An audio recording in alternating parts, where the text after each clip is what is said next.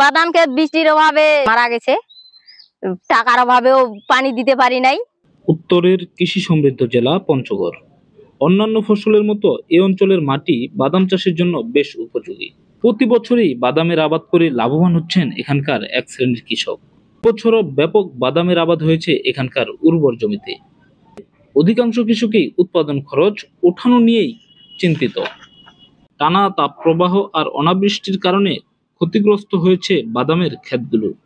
সবুজ বাদামের পাতা ধারণ করেছে বিবর্ণ রঙে, ফলে উৎপাদন ব্যাহত হওয়ার আশঙ্কা চাষিদের।